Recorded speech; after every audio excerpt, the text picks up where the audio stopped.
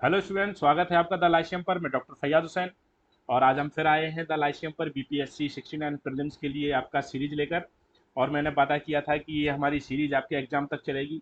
तो जो बच्चे द लाइसियम को सब्सक्राइब तक नहीं किया है वो सब्सक्राइब करिए और इसको शेयर करिए और इसको क्या करिए कि लाइक भी करिए। अगर आप जो बच्चे वीडियो देखते हैं अगर उन्हें वीडियो पसंद आता है तो वीडियो को लाइक भी करना होता है। इससे क्या होता है कि गुरु जी को, आपकी गुरु जी को क्या है फ़ायदा पहुंचता है, उसे लाइक करना है। तो तीन चीज़ें बिल्कुल ना भूलें। सबसे पहले पढ़ाने से पहले जो तीन चीज़ें जरूरी हैं वो तीन चीज़ें क्या हैं कि आपको लाइक करना है, आपको सब्सक्राइब करना है और अगर आपको लग रहा है कि अच्छा है तो आपको वीडियो को शेयर भी करना है। तो कल बच्चों हमने पॉलिटिकल साइंस की, हमारा इंडियन पॉलिटी एंड कॉन्स्टिट्यूशन की जो बात चल रही थी उसमें हमने क्या समझा था।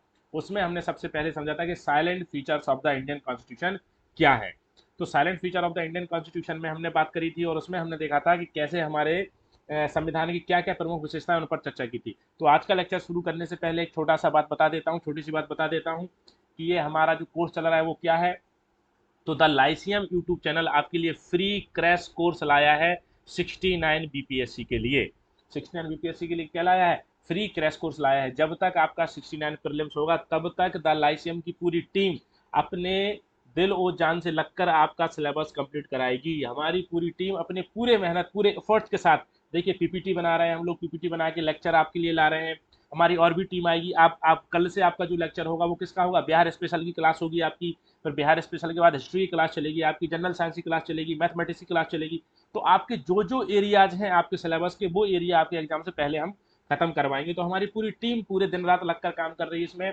हमारे जो भी लोग पीपीटी बना रहे हैं, जो फिर मैं आके उसको पढ़ रहा हूँ, तो ये पूरा हम लोग एक एफर्ट्स कर रहे हैं वो कि ताकि जो बच्चे परेशान हैं, जिन बच्चों कोचिंग नहीं ले पा रहे हैं, जिन्होंने कोचिंग ली है और वो कोचिंग से उनका अच्छा बहुत आउटपुट नहीं आया है, उन बच्चों के लिए हमारा ये एफर्ट है ताकि आप लोगों को वो कंटेंट हम दे सकें, वो विषय वस्तु आपको दे सकें जो आपके एग्जाम में बहुत ज़्यादा जरूरी है। तो आप क्या करिए बेटा कि हमारे साथ जुड़े रहिए और बस वही काम करना है, आपको लाइक करना है, आपको शेयर करना है और आपको क्या करना है बेटा, सब्सक्राइब करना है। ठीक है। तो कल हमने बात करी थी इंडियन कॉन्स्टिट्यूशन में और पहला हमने silent feature of the Indian constitution देखा था। और आज हम बात करने वाले क्या है, तो देखो हमारे बिल्कुल सामने लिखा हुआ है। आज हम क्या बात करने वाले हैं? आज हम बात करने वाले हैं sources of the Indian constitution. किस पर बात करने वाले हैं बच्चों? Sources of the Indian constitution. भारतीय संविधान के स्रोत क्या है? भारतीय संविधान के स्रोत क्या है? भारतीय संविधान की स्रोत क्या है? देखो इस वाले चैप्टर से भी सवाल आपके एग्जाम में आता है कि भारतीय संविधान के स्रोत क्या है। इससे भी सवाल आपके एग्जाम में बेटा आता है। तो इससे लगभग एक दो सवाल आपके एग्जाम में आएंगे। तो इनको हम देख लेंगे कि भारतीय संविधान जो बनाया गया है वो कहाँ कहाँ से उसको लिया गया है, हमारे संविधान के सोर्सेज, हमारे संविधान के स्रोत क्या है। आज हम इस पर बात करने वाले हैं। तो देखो भारत का संविधान संविधान सभा ने बनाया। जब संविधान सभा भारत का संविधान बना रही थी तो उसके लिए भारत की संविधान सभा ने क्या किया? विभिन्न देशों के संविधानों का अध्ययन किया और उस अध्ययन के द्वारा जो चीज़ें हमारे हमें लगी कि हमारे सिस्टम के अनुसार होनी चाहिए, वो चीज़ें हमें हमारे सिस्टम के अनुसार हमने ले ली हैं विभिन्न देशों के संविधानों से। इसलिए कभी कभी आलोचना की जाती है भारतीय संविधान की कि भारत का संविधान जो है वो क्या है?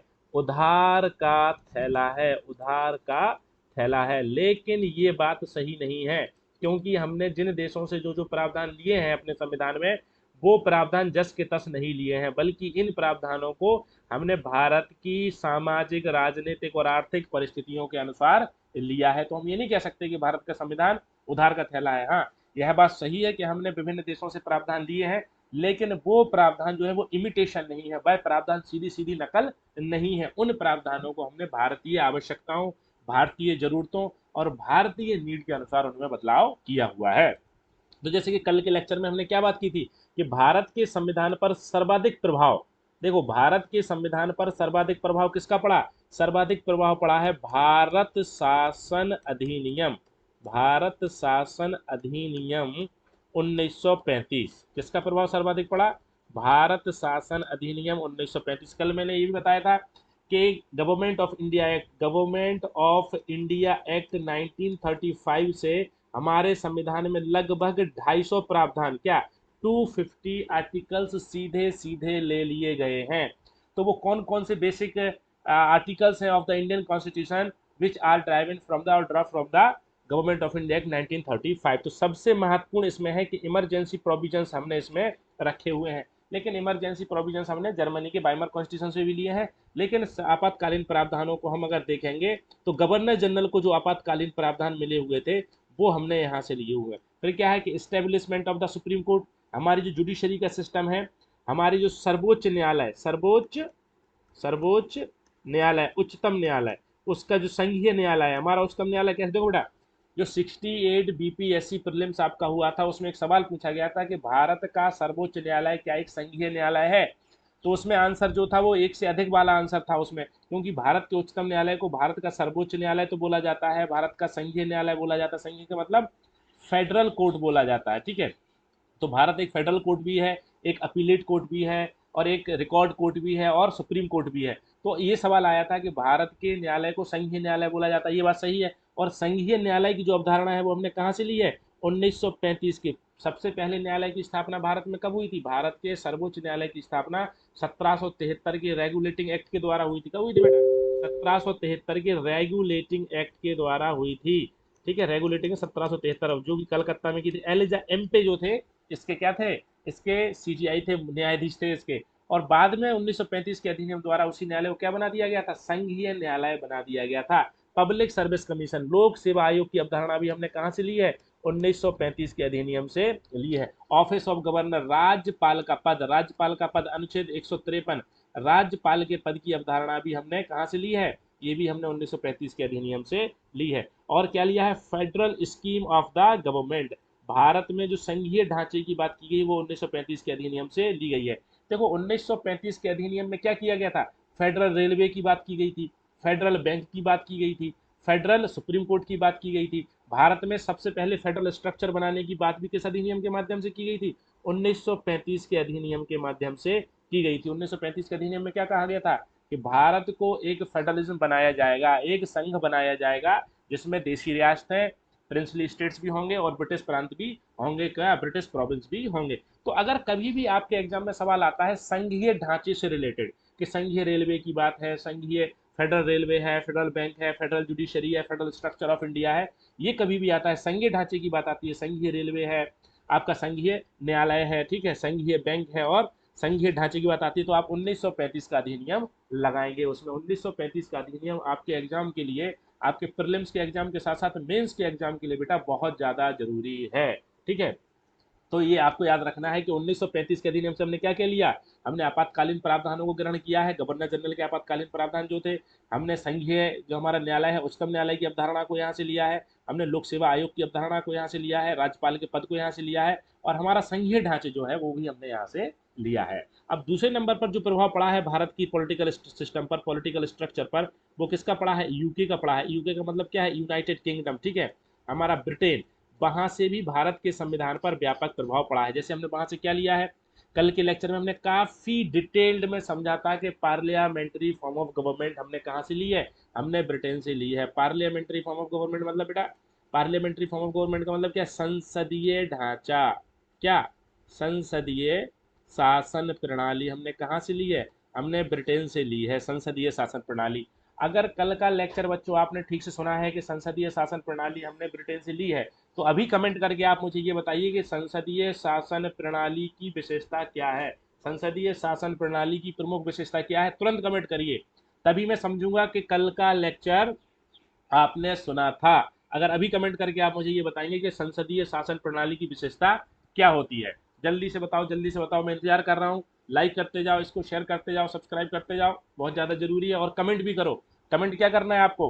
कमेंट आपको ये करना है कि पार्लियामेंट्री फॉर्म ऑफ गवर्नमेंट, क्या पार्लियामेंट्री फॉर्म ऑफ गवर्नमेंट जो है वो हमने कहाँ से ली है? हमने यूनाइटेड किंगडम से ली है, ये तो पता है। मैं आपसे पूछ रहा हूँ कि features of parliamentary form of government क्या है? संसदीय शासन प्रणाली की प्रमुख विशेषता क्या होती है? कमेंट करो, ठीक है। तो हमने कहाँ से लिया है? संसदीय शासन प्रणाली हमने लिया है यूनाइटेड किंगडम से। दूसरी क्या विशेषता हमने ली है? इकहली एकल नागरिकता, एकल नागरिकता का विचार भी हमने कहाँ से लिया है? ब्रिटेन से लिया है बेटा। एकल नागरिकता का विचार भी हमने ब्रिटेन से लिया है। एकल नागरिकता भी कल हमने पढ़ा था, याद है? हाँ और ना बोलो, एकल नागरिकता वाला याद है या नहीं है? जल्दी बोलो, याद है तो हाँ ना में लिख के आंसर करो, कमेंट करते जाओ। तो पार्लियामेंट्री फॉर्म ऑफ गवर्नमेंट, संसदीय शासन व्यवस्था, एकल नागरिकता और rule of law. Rule of law क्या है? विधि का शासन। क्या बेटा? विधि का शासन। ये भी हमने कहाँ से लिया है? विधि का शासन, ये भी हमने ब्रिटेन से लिया है। और कल भी विधि का शासन पढ़ा था। तो आप लोगों को कमेंट ये करके बताना है कि रूल ऑफ लॉ का कंसेप्ट किसने दिया है, विधि के शासन की अवधारणा किस ब्रिटिश विचारक ने दी है। क्योंकि 68 बीपीएससी प्रीलिम्स में क्या सवाल आया था, कल मैंने बताया था ना, 68 बीपीएससी प्रीलिम्स सवाल ये आया था कि कल हमने क्या बात करी थी कि रूल ऑफ लॉ जो है उसके 3 डायमेंशन है। रूल ऑफ लॉ के कितने डायमेंशन है बेटा? रूल ऑफ लॉ के 3 डायमेंशन है। देखो 3 डायमेंशन क्या क्या है? Equality before law, equality before law, विधि का समान, विधि के समक्ष समानता। फिर क्या है? Supremacy of law, supremacy of law, समझे? और क्या है? Punishment, punishment accordance with law, मतलब विधि के समक्ष समानता, विधि की सर्वोच्चता और विधि के अनुसार दंड। तो आपसे 68 बीपीएससी में सवाल ये पूछा गया था प्रीलिम्स में कि इक्वालिटी बिफोर लॉ जो है हमने किस देश से ग्रहण किया है। अरे भाई, रूल ऑफ लॉ का एक डायमेंशन है। जब आर्टिकल 14 आप पढ़ते हैं ना, आर्टिकल 14, तो आर्टिकल 14 में बताया गया है इक्वालिटी बिफोर लॉ और इक्वल प्रोटेक्शन ऑफ लॉ। तो ये हमने कहां से लिया है? Equality before law is an element of the rule of law. विधि के समक्ष समानता विधि के शासन का एक अवयव है। और ये किस विचारक ने दिया है, ये आपको कमेंट करके बताना है। तो अगर हमने विधि का शासन ब्रिटेन से लिया है, यूनाइटेड किंगडम से लिया है, तो विधि के समक्ष समानता, विधि की समक्ष समानता कहां से ली है? ये भी हमने ब्रिटेन से ली होगी। ये बहुत बेसिक सा सवाल था। और ये सवाल, अगर ऐसे सवाल आप लोग गलत करोगे बेटा, तो एग्जाम से बाहर होने के चांस आपके बन जाते हैं। ये सवाल गलत नहीं होने चाहिए। बात को समझ रहे हो, नहीं समझ रहे हो? कमेंट करते जाओ जो जो सवाल मैं पूछ रहा हूँ, पता चलेगा उससे कि कितना याद करते हो। ठीक है? रूल ऑफ लॉ देखो, देखो मैं बता रहा हूँ कितने सवाल आ चुके हैं। ठीक है? एग्जाम में तुरंत सवाल भी बताता जाता हूँ। ये वाला सवाल 68 में आ चुका है आपका, समझ रहे हो? 68 में ये वाला सवाल आ चुका है। 68 में जुडिशरी से भी सवाल आपका आ चुका है। ठीक है? अब अगला है कि लेजिस्लेटिव प्रोसेस। लेजिस्लेटिव प्रोसेस का मतलब क्या है? विधि निर्माण, विधि निर्माण की प्रक्रिया जो है वो भी हमने कहां से ली है? वो भी हमने यूनाइटेड किंगडम से ली है। मतलब हमारी संसद कैसे कानून बनाती है, ये भी हमने कहां से ग्रहण किया है? ये विचार भी हमने ब्रिटेन से ग्रहण किया है। अब है पार्लियामेंट्री प्रिविलेज। पार्लियामेंट्री प्रिविलेज क्या है? मतलब कि संसदीय विशेषाधिकार, संसदीय विशेषाधिकार। ये वाला विचार भी हमने कहां से लिया है? संसदीय विशेषाधिकार का विचार भी आर्टिकल 105 किसकी बात करता है? संसदीय विशेषाधिकारों की बात करता है। ये भी हमने यहां से लिया। रिट्स जो है, रिट की अवधारणा हमने कहां से ली है? रिट की अवधारणा भी हमने कहां से ली है? यूनाइटेड किंगडम से ली है। और कितनी रिट है हमारे यहाँ? हमारे यहाँ 5 रिट है। आर्टिकल 32 में दी गई है ना जो रिट, उन्हीं रिट की बात यहाँ हो रही है। आर्टिकल 32 में 5 रिट बताई गई। कौन कौन सी बताई है? हैबियस कॉर्पस बताई गई है, बंदी प्रत्यक्षीकरण है। और कौन सी है? मैंडामस है, परमादेश है। और कौन सी है? प्रोहिबिशन है, प्रतिषेध है। और कौन सी? सर्शियोररी है, उत्प्रेषण है। और कौन सी है? क्यो वारंटो, अधिकार परीक्षा। तो ये 5 प्रकार की रिटें दी गई हैं। और इन रिटों से भी सवाल आपके एग्जाम में आ चुका है। पहले आपका एग्जाम में सवाल आ चुका है, 68 में सवाल नहीं था। तो संसदीय शासन व्यवस्था, एकल नागरिकता, विधि का शासन, विधि निर्माण की प्रक्रिया, संसदीय विशेषाधिकार और रिट के प्रावधान जो है ये हमने यूनाइटेड किंगडम से लिए हुए हैं। तो इतनी बात क्लियर हो गई है। और कमेंट आप लोग कर रहे हैं, बहुत अच्छी बात है। कमेंट साथ में करते जाया करो। अब बात करते हैं यूनाइटेड किंगडम की। किसकी बात करते हैं कि वो कौन कौन से विचार हैं जो कि हमने कहां से लिए हैं? जो कि हमने संयुक्त राज्य अमेरिका से लिए हैं। संयुक्त राज्य अमेरिका से ग्रहण किए हैं। वो कौन कौन से विचार हैं, वो कौन कौन से हमारे संविधान के तत्व हैं जो हमने संयुक्त राज्य अमेरिका से ग्रहण किए हैं? ठीक है? तो देखो, सबसे पहली बात है फंडामेंटल राइट, मतलब कि मूल अधिकार की अवधारणा। मूल अधिकार, मूल अधिकार की अवधारणा हमने कहां से ली है? मूल अधिकारों का विचार जो हमने लिया है वो लिया है अमेरिका के संविधान से। और मूल अधिकार कहाँ है? हमारे पार्ट 3 आर्टिकल 12 से 35 तक है। अब है प्रियम्बल। प्रियम्बल प्रस्तावना, अभी प्रियम्बल बहुत अच्छे से पढ़ाऊंगा मैं आपको। ठीक है? प्रस्तावना का विचार भी हमने कहाँ से लिया है? अमेरिका से। मतलब हमारे प्रस्तावना का जो कंटेंट है, याद रखना, हमारे प्रस्तावना का कंटेंट है जो, वो हमने कहाँ से लिया है? वो अमेरिका से लिया है। अब है separation of power. Separation of power का मतलब क्या है? शक्तियों का पृथक्करण। शक्तियों का, हिंदी वालों के लिए लिखता जा रहा हूं, शक्तियों का पृथक्करण, ये विचार कहाँ से लिया हमने? अमेरिका से लिया। शक्तियों का पृथक्करण का क्या मतलब होता है कि सरकार की जो ऑर्गन है, एग्जीक्यूटिव, लेजिस्लेटिव, जुडिशरी, उनको अपना अलग अलग काम करना चाहिए। अब सुप्रीमेसी ऑफ द कॉन्स्टिट्यूशन, संविधान की सर्वोच्चता का विचार कहाँ से लिया है हमने? संविधान की सर्वोच्चता का विचार भी हमने, संविधान की सर्वोच्चता का विचार भी हमने कहाँ से लिया है? ये भी हमने लिया है अमेरिका से। इंडिपेंडेंट जुडिशरी, न्यायपालिका की स्वतंत्रता, removal procedure of the supreme court and high court, supreme court और हाई कोर्ट के जजों को कैसे उनके पद से हटाया जाएगा, ये भी विचार हमने अमेरिका से लिया है। जुडिशियल रिव्यू, न्यायिक समीक्षा, ये वाला विचार भी हमने कहाँ से लिया है? अमेरिका के संविधान से लिया है। इक्वल प्रोटेक्शन ऑफ लॉज, ये भी हमने कहाँ से लिया है? अमेरिका से लिया है। मतलब विधि के समक्ष समान संरक्षण, विधि के समक्ष समानता। देखो दो वर्ड हैं आर्टिकल 14 के, आर्टिकल 14 के दो वर्ड हैं। इक्वालिटी बिफोर लॉ हमने लिया है यूनाइटेड किंगडम से, और इक्वल प्रोटेक्शन ऑफ लॉ लिया है हमने अमेरिका से, ठीक है। Election of the head of the state, election of the head of the state, head of the state कौन है? राष्ट्रपति है। मतलब कि रिपब्लिक का कंसेप्ट जो है वो हमने कहाँ से लिया बेटा? अमेरिका से लिया। हमारे यहाँ इनडायरेक्ट होता है। Impeachment of president and it's procedure, राष्ट्रपति पर महाभियोग, आर्टिकल 61, ये हमने अमेरिका से लिया है। Post of the vice president, ये बहुत महत्वपूर्ण है, ये सवाल आपका आ चुका है। उपराष्ट्रपति का पद हमने कहाँ से ग्रहण किया है? अमेरिका से ग्रहण किया है। फाइनेंशियल इमरजेंसी, वित्तीय आपातकाल का पद भी हमने अमेरिका से ग्रहण किया है। ये आपको याद रखनी पड़ेंगी चीजें। आप बार बार वीडियो को सुन सकते हैं, बार बार वीडियो को देख सकते हैं, जिससे कि आपको चीजें याद हो जाएंगी। चलो, अब है कि कनाडा के संविधान से हमने क्या क्या ग्रहण किया है? कनाडा, ठीक है, कनाडा के संविधान से क्या क्या ग्रहण किया है देखते हैं। सबसे पहला है कि federalism with a strong central government. Federalism with मतलब एक मजबूत केंद्र के साथ, एक मजबूत केंद्र के साथ। जो बच्चे दिल्ली में मुखर्जी नगर में मुझसे फाउंडेशन बैच पढ़े होंगे, हमने ये बड़े लेवल पर इस पर बात करी थी कि एक मजबूत केंद्र के साथ भारत में संघवाद पाया जाता है। आर्टिकल 1 इसको डिफाइन कर रहा है। मुखर्जी नगर के फाउंडेशन बैच में जो बच्चे पढ़ रहे होंगे, तो देखो द लाइसियम पर जो फैकल्टी आपको पढ़ा रही है बेटा, वो सब फैकल्टी मुखर्जी नगर की फैकल्टी है, दिल्ली की फैकल्टी है, ठीक है। एक मजबूत केंद्र के साथ संघवाद, ये विशेषता हमने कहाँ से ली है? ये विशेषता हमने ली है कनाडा के संविधान से, संघवाद से लिए, ठीक है। Centre appoints governor of the states, राज्यों के राज्यपालों की नियुक्ति भी कहाँ से करता है? ये भी हमने लिया है कनाडा से, ठीक है। रेजिडरी पावर्स जो है केंद्र, मतलब कि अवशिष्ट शक्तियां, अवशिष्ट शक्तियां किसके पास हैं? अवशिष्ट शक्तियां जो हैं वो केंद्र सरकार के पास हैं, ये भी विचार हमने कनाडा से लिया है। Advisory jurisdiction of the supreme court, मतलब कि उच्चतम न्यायालय की, ध्यान से सुनो हिंदी वाले, उच्चतम न्यायालय, उच्चतम न्यायालय की सलाहकारी शक्ति, ये कहाँ से ली है? ये भी हमने ली है कनाडा के संविधान से। कनाडा के संविधान से सबसे महत्वपूर्ण तत्व जो है, सबसे महत्वपूर्ण एलिमेंट जो है याद रखने वाला, federalism with strong central government, एक मजबूत केंद्र के साथ हमने संघवाद को अपनाया है। अब है कि ऑस्ट्रेलिया के संविधान से हमने क्या लिया है? ऑस्ट्रेलिया, ऑस्ट्रेलिया के संविधान से हमने क्या लिया है? तो देखो ऑस्ट्रेलिया के संविधान से हमने कनकरेंट लिस्ट ली है, मतलब कि समवर्ती सूची ली है। हमने क्या ली है? समवर्ती सूची ली है। और क्या है? Division of power between centre and state, मतलब केंद्र और राज्यों के बीच शक्तियों का विभाजन, शक्तियों का विभाजन। और शक्तियों का पृथक्करण और विभाजन में फर्क होता है बेटा।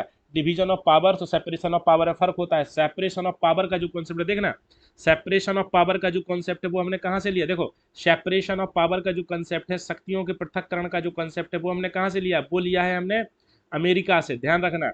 और डिवीजन ऑफ पावर का जो कंसेप्ट है आपका, डिवीजन ऑफ पावर का, शक्तियों के विभाजन का जो अवधारणा है, वो हमने ऑस्ट्रेलिया से ली है, याद रखना। डिवीजन ऑफ पावर संघवाद से जुड़ा हुआ है, सेपरेशन ऑफ पावर जुड़ा हुआ है सरकार के अंगों के भी शक्तियों के अलग अलग से, ठीक है।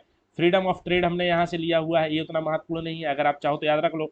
Joint sitting of the two houses of parliament, ये बहुत महत्वपूर्ण है। संसद के दोनों सदनों की संयुक्त बैठक का प्रावधान जो है वो हमने कहाँ से ग्रहण किया बेटा? ये हमने लिया है ऑस्ट्रेलिया से। तो ये बातें आपको याद रखनी पड़ेंगी।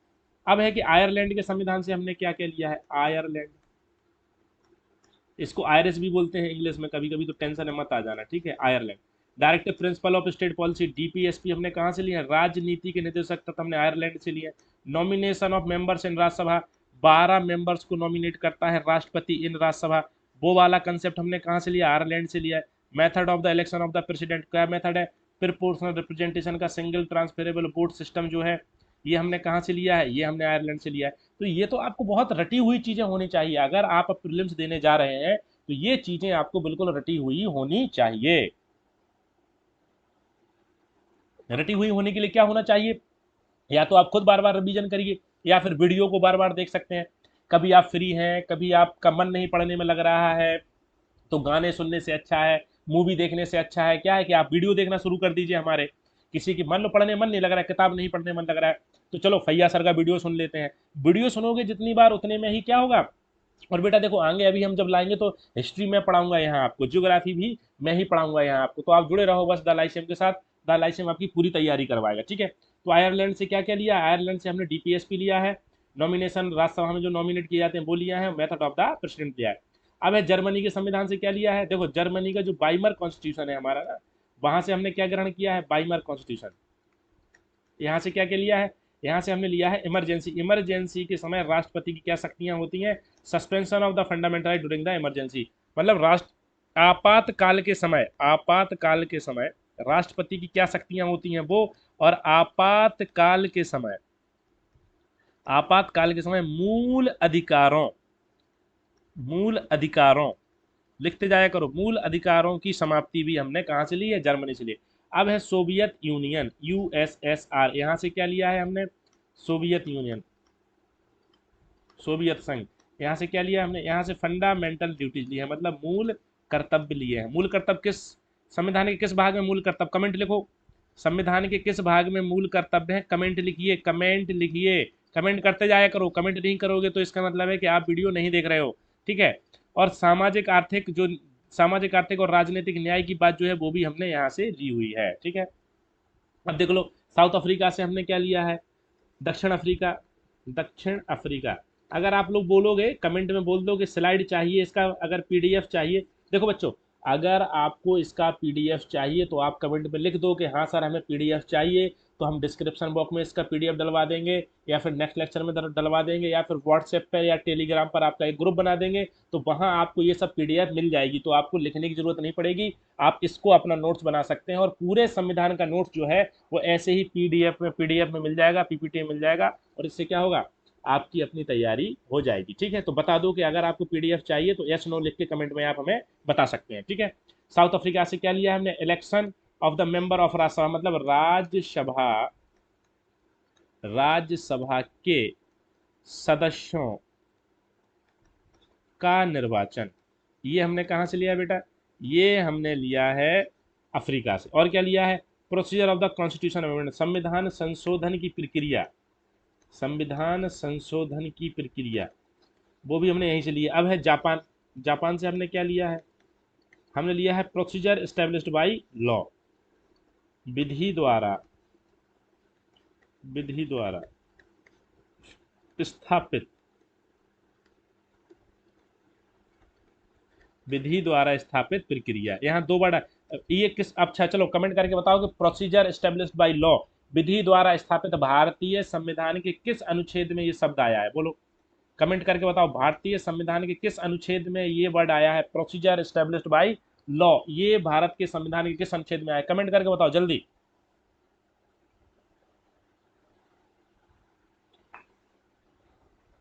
कमेंट करके बताओ, कमेंट करते रहो, पता चले कि देख रहे, कौन देख रहा है कौन नहीं देख रहा है, ये भी तो पता चलना चाहिए।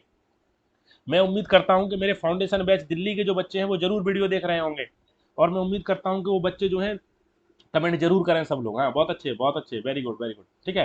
तो विधि द्वारा स्थापित प्रक्रिया कहाँ से ली है हमने, विधि द्वारा स्थापित प्रक्रिया हमने जापान से ली है, और ये अनुच्छेद 21 में आया है, और इसके साथ एक और वर्ड आया है due process of law, due process of law, विधि की उचित प्रक्रिया, ये हमने कहाँ से ली है, यूएसए से ली है, हमने कहाँ से ली, यूएसए से ली।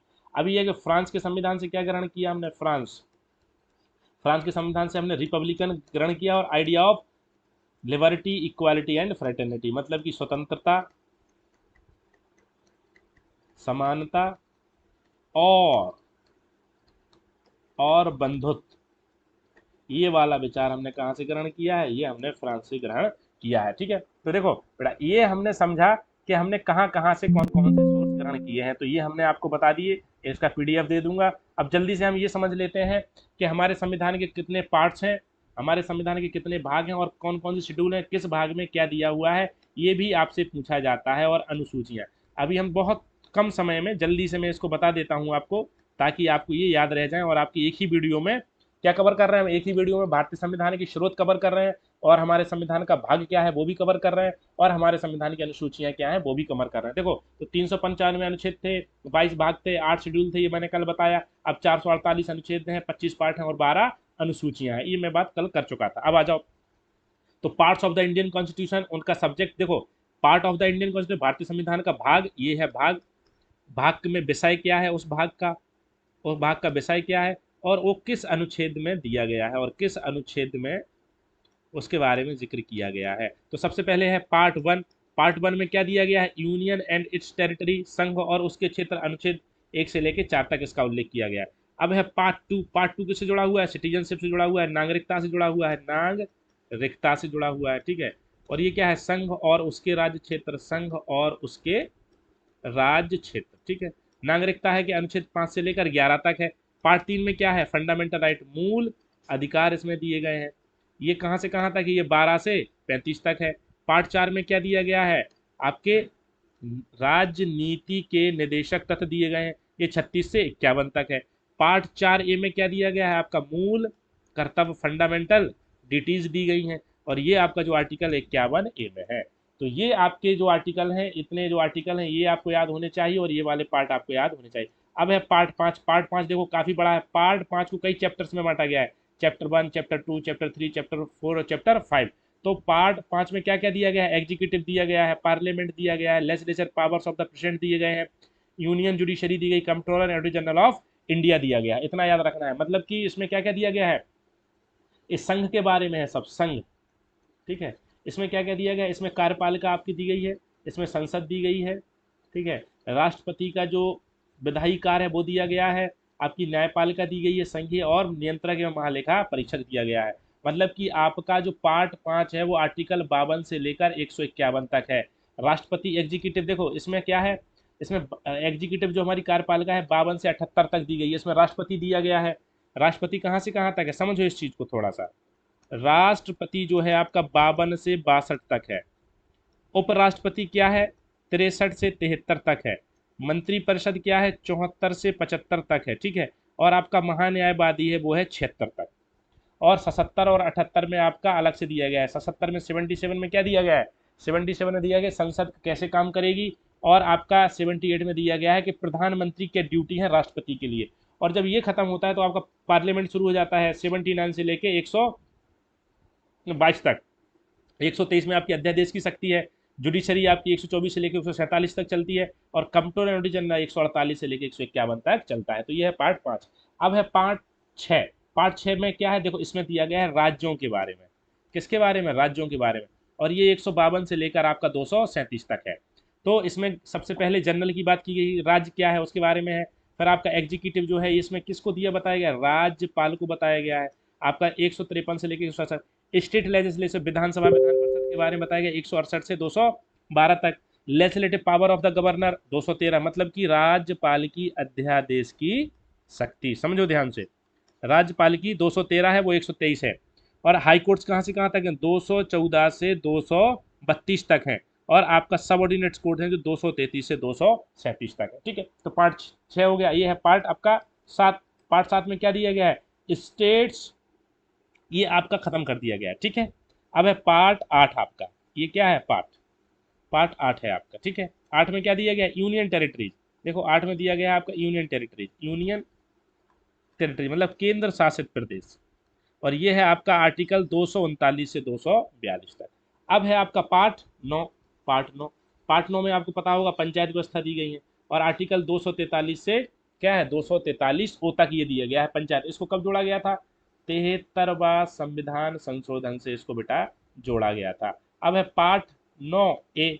9A में क्या है, 9A में आपकी म्यूनिसिपालिटीज, नगर पालिकाएं दी गई हैं। क्या दी गई, नगर पालिकाएं। ये 243 ओ से खत्म हो रहा है, 243 पी से शुरू होकर ZG तक जा रहा है, 243, ठीक है।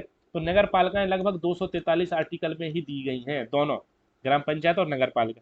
अब है आपका पार्ट 9B। 9B में क्या दिया गया है, सहकारी समितियों के बारे में बताया गया, ये महत्वपूर्ण है।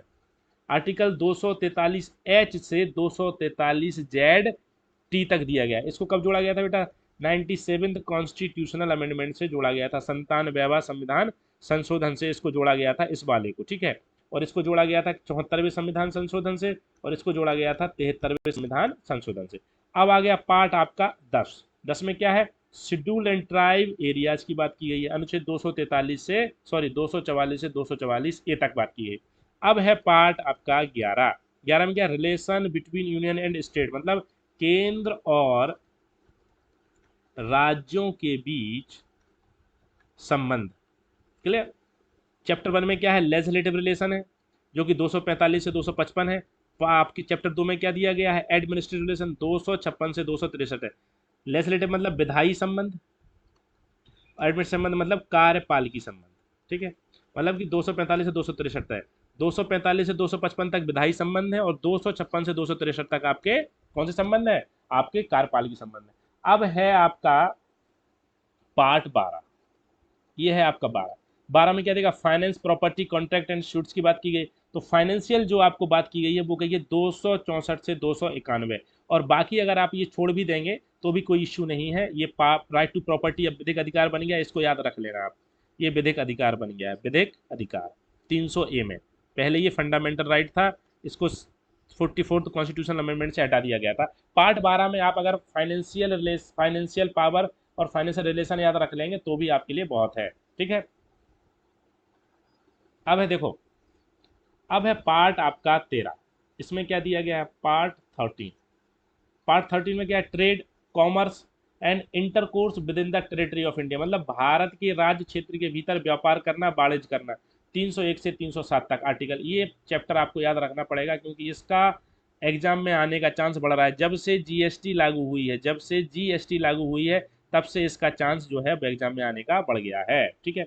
अब है आपका part 14, services under the union and states, article 308 से 323 तक। फिर क्या है आपका पार्ट 14A। इसमें क्या है आपका, ट्रिब्यूनल से है, मतलब अधिकरण है आपके, ठीक है। आर्टिकल 323A से लेकर 323B तक है। फिर है आर्टिकल आपका 15। इसमें क्या है, निर्वाचन आपकी बात की गई है, निर्वाचन, और ये आर्टिकल 324 से लेकर 329 तक। फिर है आपका आर्टिकल 16, ये क्या है, special provisions related to certain classes, 330 से लेकर 342 तक। अब आपका आ रहा है पार्ट 17, और पार्ट 17 में जो है वो बात की जा रही है ऑफिशियल लैंग्वेज, मतलब आधिकारिक भाषा की बात की जा रही है। किसकी बात की जा रही है बेटा, आधिकारिक भाषा। ये चैप्टर आपको याद रखना पड़ेगा, ये सवाल बहुत आता है एग्जाम में। आज तो सबसे पहले बात की गई है कि संघ की लैंग्वेज ऑफ द यूनियन, संघ की भाषा क्या होगी, 343 से 344 तक बात की गई है। रीजनल क्षेत्रीय भाषाएं क्या होंगी, 345 से 347 है। Language of the supreme court, high court क्या होगी, 348 से 349 है। स्पेशल डायरेक्शन दिए गए 350 से लेकर 351 तक। क्लियर। तो आपका पार्ट 17 जो है, 17 जो है वो जुड़ा हुआ है किससे, भाषाओं से, अनुच्छेद 343 से लेकर 351 तक। अब है पार्ट 18 और 18 जुड़ा हुआ है, सभी जानते हैं आपातकालीन प्रावधानों से जुड़ा हुआ है, अनुच्छेद 352 से लेकर 360 तक। अब है पार्ट 19। पार्ट 19 आपका कैसे जुड़ा हुआ है, इसमें विविध की बात की गई है, बहुत सारे प्रावधान जो है वो यहाँ रख दिए गए हैं, 361 से 367 तक, ठीक। चलो चलो, अब देखो और पार्ट छोड़ दिए हैं, वो उतने ज़्यादा जरूरी नहीं है आपके लिए, तो 19 तक हम बात कर रहे हैं इसको, ठीक है। चलो, अब यहाँ मैंने दे दिया है आपको कुछ, क्या दे दिया बेटा, कुछ शेड्यूल दे दिए हैं यहाँ हमने आपको, क्या दे दिए हैं, शेड्यूल दे दिए हैं। शेड्यूल, अनुसूचियों की थोड़ी सी बात कर लेते हैं। अनुसूचियां हमारे लिए बहुत ज़्यादा जरूरी हैं। ये स्लाइड अगर आप लोग बोलोगे तो दे देंगे, ये वाली स्लाइड आपको दे देंगे क्योंकि इसको आपको बार बार देखना पड़ेगा, इसलिए आप इसको संभाल कर रखोगे, ठीक है। अब देखो अनुसूचियों में क्या क्या दिया गया है। इंडियन जो शेड्यूल है वो कितनी है, कुल 12 है, कुल 12 है।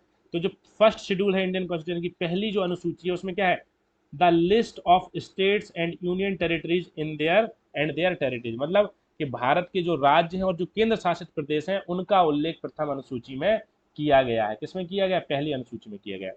सेकंड शेड्यूल में क्या किया गया है, provision of the salary and allowances of the president, governor of the state, speaker and the deputy speaker. तो ये सब नाम लिखे हुए हैं। इन अधिकारियों की सैलरी और उनके वेतन भत्तों की बात, उनके वेतन और भत्तों की बात की गई है आपके सेकंड शेड्यूल में। अब एक थर्ड शेड्यूल क्या है, इसमें जो है कि ओथ एंड अफर्मेशंस दिए गए हैं। क्या इसमें शपथ और प्रतिज्ञान दिए गए हैं इन अधिकारियों के, ठीक है।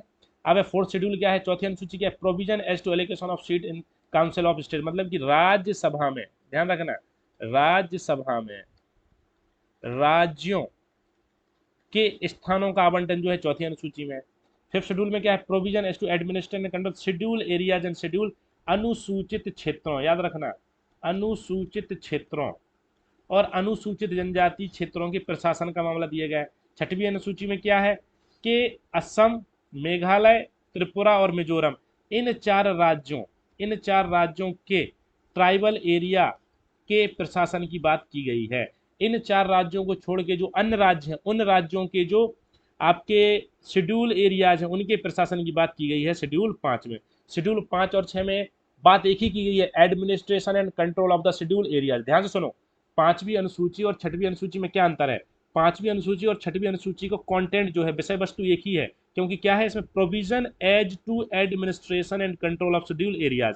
यहाँ भी क्या कहा गया है, provisions as to administration and control of the schedule tribal area, schedule. अभी बात एक ही है, ट्राइबल एंड शेड्यूल एरिया, लेकिन इसमें फर्क क्या है, फर्क ये है कि छठवीं अनुसूची में केवल असम, मेघालय, त्रिपुरा और मिजोरम की बात की गई है। बाकी इन चार राज्यों को छोड़ के जो अन्य राज्यों के आपके अनुसूचित क्षेत्र होंगे, ट्राइबल एरियाज होंगे, उनको जो सुरक्षा मिलेगी वो शेड्यूल 5 के अंतर्गत मिलेगी। और आपका अब है कि सातवीं अनुसूची में क्या है, यूनियन लिस्ट दी गई है, स्टेट लिस्ट दी गई, कंकरेंट लिस्ट दी गई, मतलब कि डिवीजन ऑफ पावर यहाँ बेटा किया गया है, ठीक है। राज्य संघ सूची, राज्य सूची और समवर्ती सूची दी गई। आठवीं अनुसूची में क्या है, इसमें भाषाओं की बात की गई है, भाषाओं से जुड़ी हुई है आपकी, ठीक। नौवीं अनुसूची क्या है, इसमें जो है लैंड रिफॉर्म से जुड़े हुए कानून रखे गए हैं। किससे, लैंड रिफॉर्म से जुड़े हुए कानून इसमें रखे गए हैं। ये कब जोड़ी गई थी, प्रथम संविधान संशोधन से जोड़ी गई थी। नौवीं अनुसूची फर्स्ट कॉन्स्टिट्यूशनल अमेंडमेंट से जोड़ी गई थी। अब 10वीं अनुसूची में क्या है कि एंटी डिफेक्शन लॉ रखा गया है, इसमें दल बदल इसमें रखा गया है, और दल बदल रखा गया है, और ये जो है वो 52वां संविधान संशोधन जोड़ी गई थी 1985 से। 11वीं अनुसूची में क्या है, पंचायतों की बात की गई, पंचायतों के अधिकारों से, ये जोड़ी गई थी 73rd कॉन्स्टिट्यूशन अमेंडमेंट से 1992 में। क्लियर। अब है कि 12वीं अनुसूची में क्या है, इसमें म्यूनिसिपालिटी के अधिकारों की बात की गई है, ये जोड़ा गया था 74वें संविधान संशोधन से। तो बेटा आज के लेक्चर में हमने क्या देखा, आज के लेक्चर में थोड़ा समझ लो।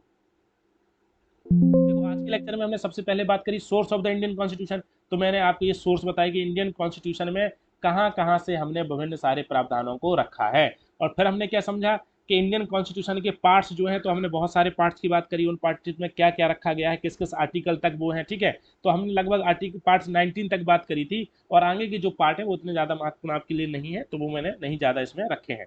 फिर उसके बाद हमने बात करी शेड्यूल की आपकी, तो ये 12 शेड्यूल हमने समझी। तो आज हमने जो समझा है वो क्या समझा है, आज के इस पूरे लेक्चर में हमने समझा कि भारत के संविधान का सोर्स क्या है, भारत के संविधान का स्रोत क्या है, कहाँ कहाँ से प्रावधान हमने बोरोड किए हैं, कहाँ कहाँ से प्रावधान ग्रहण किए हैं, भारतीय संविधान के कितने पार्ट हैं, हर पार्ट में क्या विषय है उसका, और उस पार्ट में कितने आर्टिकल्स को इंक्लूड किया गया है, और भारत के संविधान की जो 12 अनुसूचियां हैं, वो 12 अनुसूचियों में क्या क्या विषय शामिल किया गया है, और जो बाद की 4 अनुसूचियां हैं 9, 10, 11, 12, उन्हें किन संविधान संशोधनों के माध्यम से और किस वर्ष जोड़ा गया है। एक बार फिर सुन लो, 9वीं अनुसूची को जोड़ा गया प्रथम संविधान संशोधन से 1951 में, 10वीं अनुसूची को जोड़ा गया 52वां 52nd कॉन्स्टिट्यूशन अमेंडमेंट 1955 में, 52वां संविधान संशोधन 1985 में, 11वीं अनुसूची को जोड़ा गया आपका 73rd कॉन्स्टिट्यूशन अमेंडमेंट 1992 में, 73वां संविधान संशोधन 1992 में, 92वीं अनुसूची को जोड़ा गया आपका 74वां संविधान संशोधन 1992 में, 74th कॉन्स्टिट्यूशन अमेंडमेंट 1992 में जोड़ा गया,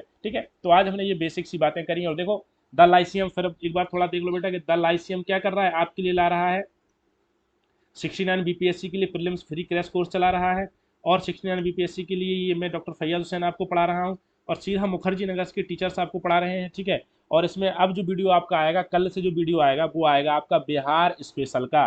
बिहार स्पेशल पर आपको, बिहार स्पेशल बहुत सेगमेंट बांट के पढ़ाया जाएगा आपको, तो आप द लाइसेम के साथ पढ़ते रहिए, अपनी तैयारी सुनिश्चित करते रहिए, और आपके जो भी सुझाव हों आप हमें अपने सुझाव दे सकते हैं, आप हमें बता सकते हैं कि हम और क्या सुधार कर सकते हैं और कैसे आपके एग्जाम के ओरिएंटेड इस बैच को ला सकते हैं। तो आपके सुझाव भी आमंत्रित हैं। अगर आपको लगता है कि आपको कोई सुझाव देना है बेटा, तो आप बाद में कमेंट लिख सकते हैं, उसमें सुझाव दे सकते हैं कि सर ऐसे ऐसे चीज़ों को और भी अच्छा बनाया जाना चाहिए। तो अगर आपको ये हमारा सेशन अच्छा लग रहा है, हमारा ये एफर्ट, हमारा ये इनिशिएटिव अच्छा लग रहा है, तो फिर कहूँगा कि आप क्या करिए, लाइक करिए और आप सब्सक्राइब करिए और आप इसको शेयर करिए और द लाइसेम के साथ जुड़े रहिए, पढ़ते रहिए, अपने उज्जवल भविष्य का निर्माण करिए। धन्यवाद।